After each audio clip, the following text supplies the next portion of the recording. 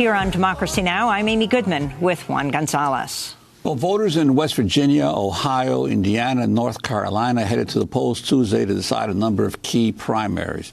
In West Virginia, the state's Republican Attorney General Patrick Morrisey won a closely watched U.S. Senate primary, defeating U.S. Representative Evan Jenkins and former coal baron Don Blankenship. Blankenship had served a year in prison after 29 miners died in the 2010 Upper Big Branch mine disaster. He faced intense criticism after releasing an ad attacking Senate Majority Leader Mitch McConnell and his, quote, China family. Patrick Morrisey will now face the conservative Democratic Senator Joe Manchin in November. In Ohio, Richard Cordray defeated former Congressmember Dennis Kucinich in the state's Democratic primary for governor. Cordray served as the first director of the Consumer Financial Protection Bureau. He will now face Mike DeWine in November to determine who will replace outgoing Ohio Governor John Kasich. In Indiana, Vice President Mike Pence's brother, Greg Pence, won the Republican primary for the congressional seat in eastern Indiana that was once, Vice President Pence's. Female candidates were also big winners Tuesday. According to Politico, there were 20 open Democratic House primaries with women on the ballot, and voters selected a female nominee in 17 of those 20 races. In Ohio, Rachel Crooks, one of at least 19 women who've accused President Trump of sexual harassment and assault, won an uncontested primary for a seat in the state's House of Representatives. To talk more about these races and other primary results, we're joined by two guests. In New York, Tim Murphy. He's a senior reporter at Mother Jones. His latest story is headlined, "Donald Trump's Attacks on Justice System Are Helping This Ex-Con Coal Baron's Campaign." And in Washington, we're joined by Kevin Robillard, senior political reporter for HuffPost. Tim, I want to begin with you in West Virginia, because while Don Blankenship did not win, the man who went to prison, it related to the deaths of 29 miners at one of his Massey Energy coal mines. He did rock the Republican Party. And I wanted to go right now to his ad. This is one of Don Blankenship's ads where he attacked the Senate Majority Leader Mitch McConnell and his so-called China family. McConnell, who's opposed Blankenship's Senate run, is married to Secretary of Transportation Elaine Chao. Hi, I'm Don Blankenship, candidate for U.S. Senate, and I approve this message. Swamp Captain Mitch McConnell has created millions of jobs for China people. While doing so, Mitch has gotten rich. In fact, his China family has given him tens of millions of dollars. Mitch's swamp people are now running false negative ads against me. They are also childishly calling me despicable and mentally ill. The war to drain the swamp and create jobs for West Virginia people has begun. I will beat Joe Manchin and ditch Cocaine Mitch for the sake of the kids.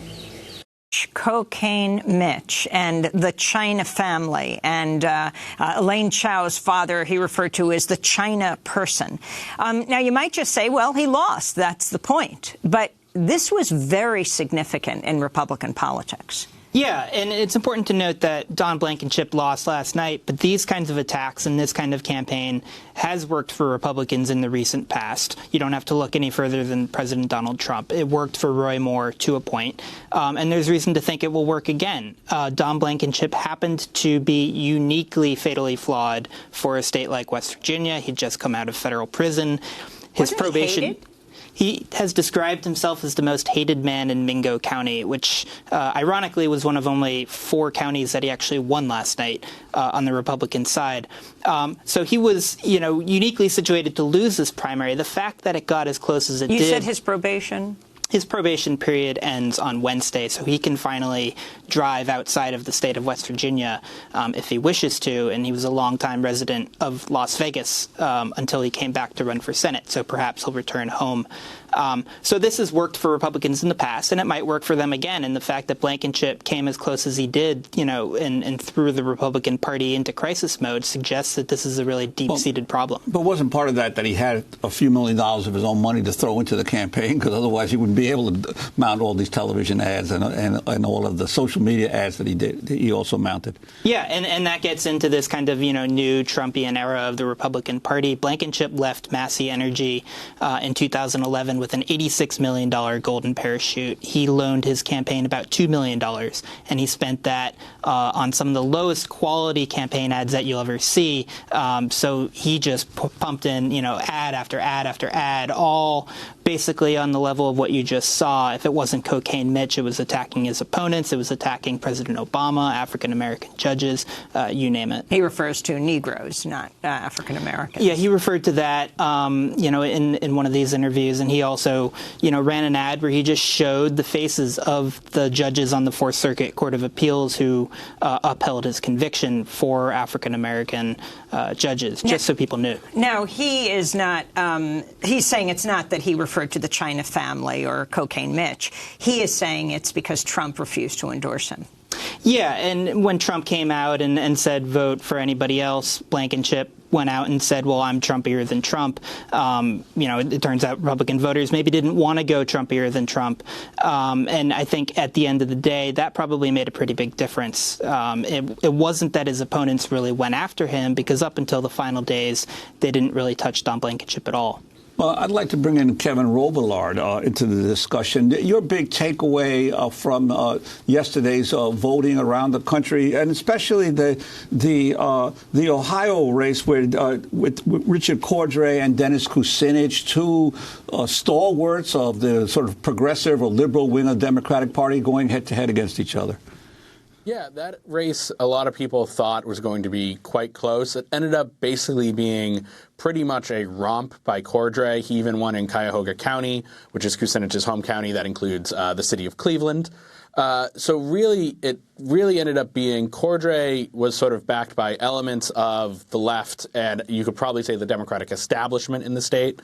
He had the backing of Elizabeth Warren, the Massachusetts senator who obviously came up with the idea for the Consumer Financial Protection Bureau. He also had the backing of former Ohio Governor Ted Strickland, who was the last Democrat to get elected governor. Kucinich had the backing of Our Revolution, which is sort of the political group that came out of Bernie Sanders' campaign, but not of Bernie Sanders himself, which may have made a difference here. But really, it ended up being a pretty big sweep by Cordray, and really just shows the Democratic establishment is still pretty good at winning these gubernatorial primaries. At this point, they've won the last several in a row, dating back to last year's Virginia gubernatorial race. And they also won in New Jersey and in Illinois recently. So really it shows that the Democratic establishment still has a pretty big hold on these Democratic primaries, and that for the most part, all this liberal energy we're seeing hasn't necessarily translated into wins for sort of the most progressive candidates on the ballot. No one is saying that Richard Cordray isn't progressive, but clearly Dennis Kucinich was sort of on the left of him. Dennis Kucinich ran along with Akron City Councilwoman Tara Samples, who is African-American, to be his lieutenant governor. But I want to turn to Richard Cordray delivering his victory speech last night. I've spent my entire career fighting for Ohio consumers, retirees, and families. I've taken on powerful interests and gotten your money back when people mistreated you or tried to take advantage of you. Meanwhile, Mike DeWine has been serving those at the top, enabling powerful interests to have their way in Washington and now in Columbus. Instead of being an advocate, he let Ohioans be taken advantage of for too long, costing us too much and undermining our future. That was Richard Cordray, who you may remember was first director of the Consumer Financial Protection Bureau.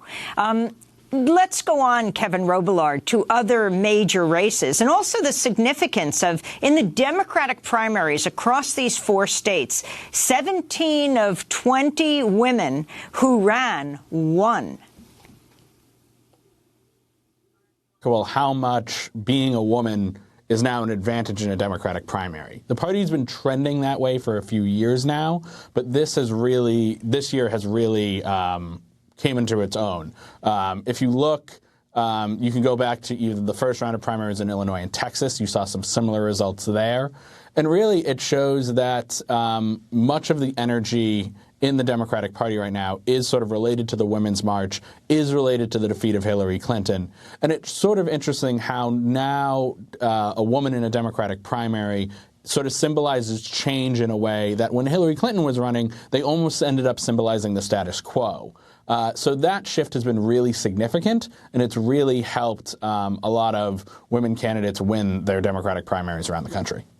Kevin, I wanted to ask you about a race in North Carolina that may be considered a minor race, but really has perhaps major implications. In Durham, the race for sheriff, where the candidate who pledged not to cooperate with ICE ended up winning and possibly will now become the first African-American county sheriff in Durham. Yeah, that's really interesting.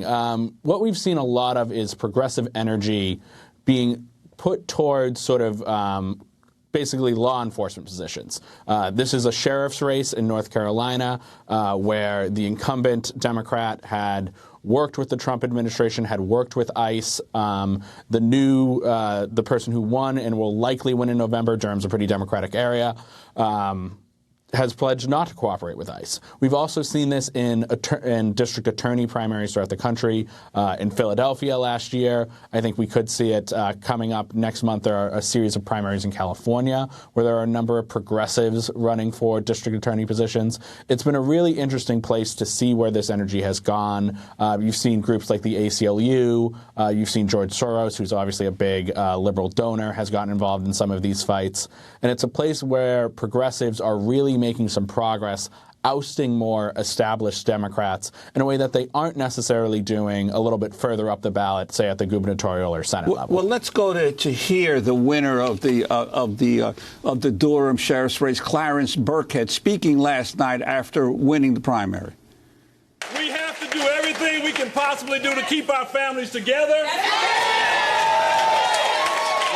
to not cooperate with ICE. That work starts today. We have to do everything we can possibly do to clean up our jail, to treat individuals who are incarcerated with humanity and dignity, make sure they have the services they need. We're going to keep our Durham safe, get guns off the street, work together for a new Durham. A safe Durham for everyone.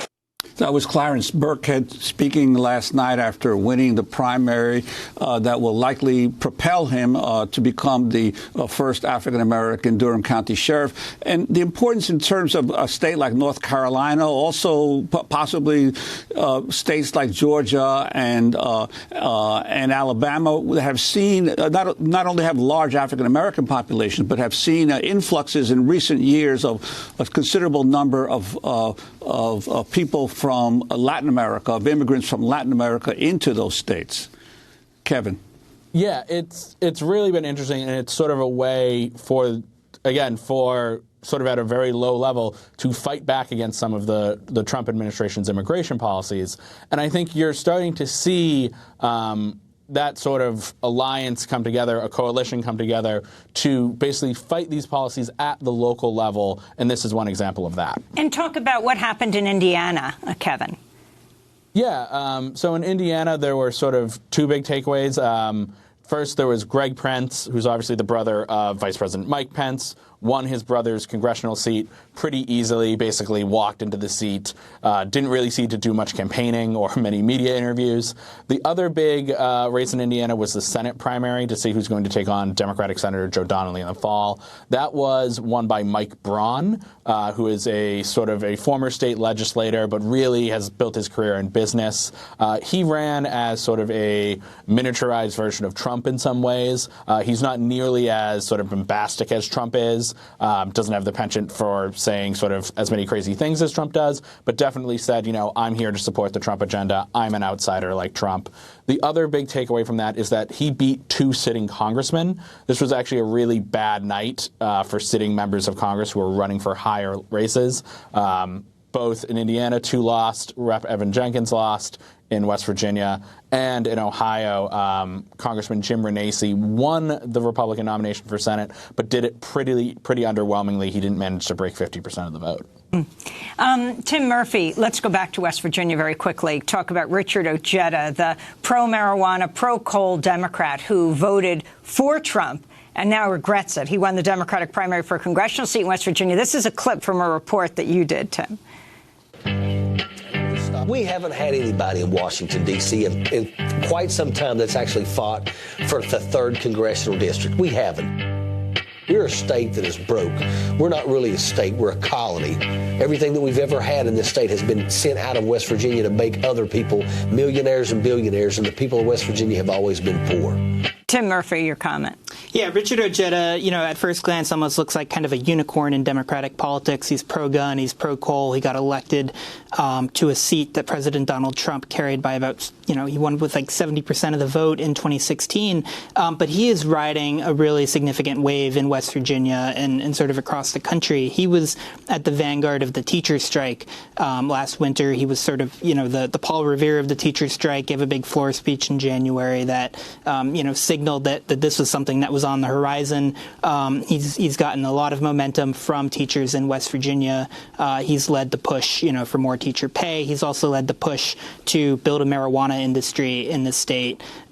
So he is running on a real kind of populist wave that sort of offers a counter to a lot of what we've seen from President Trump. And he won. And he won his primary. Well, we're going to leave it there. Continue, of course, to follow election politics. Tim Murphy, senior reporter at Mother Jones. Thanks so much. And I also want to thank our guest, Kevin Robillard, who is with HuffPost. In breaking news, President Trump says North Korea has released 3 Americans imprisoned in North Korea. Secretary of State Mike Pompeo will return with them to the United States. That does it for our show. By the way, Democracy Now! Is accepting applications for our paid video production fellowships, as well as a variety of paid internships. Find out more at democracynow.org. Also, I'll be speaking at UC Santa Cruz in California on May 17th, along with Daniel Ellsberg. Check our website at democracynow.org. Democracy Now! Produced by Mike Burke, Renee Feltz, Dina Guzder, Nermeen Sheikh, Carla Wills, Laura Gottesdiener, Sam Alkoff. Sam, I hope you feel better. John Hamilton, Robbie Karen, Hani Massoud, Sharina Ndura, Nat Nita, Mike DeFilippo, Miguel Noguera, Paul Huckabee are engineers. I'm Amy Goodman with Juan Gonzalez. Thanks for joining us.